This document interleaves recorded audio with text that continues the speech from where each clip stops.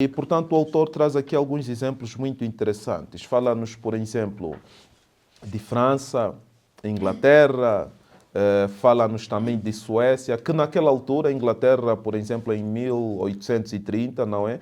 De acordo com o autor, esses países optaram por uma certa reforma social, mas partindo certamente por uma auscultação em volta dos cientistas sociais, como Sócrates, Montesquieu, entre outros autores. Ao nosso nível, o que é que isto significaria?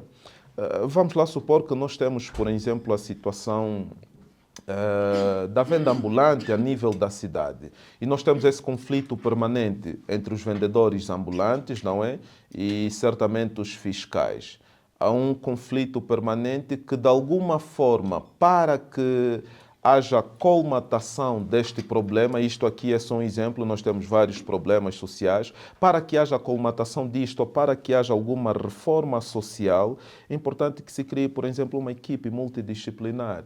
Olhemos para a situação da Covid, o que é que sucedia naquela altura? Havia uma equipe multidisciplinar que dava o devido tratamento. E é nesses termos que nós temos de perceber que toda reforma social deve ser sempre precedida por uma intervenção de cientistas sociais. Daí a grande importância, daí o grande impacto da investigação científica para o desenvolvimento de qualquer sociedade.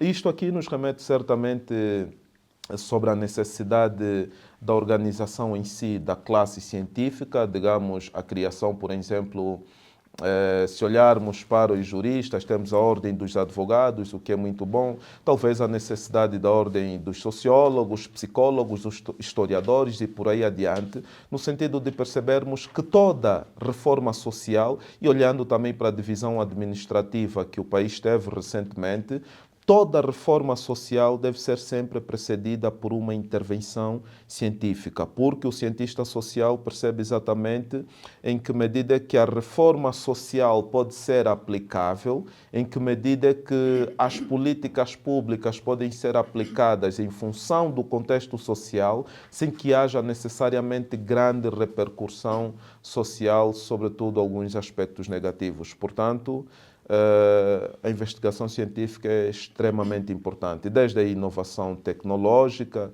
entre outros elementos. Muito obrigada, professor Délcio.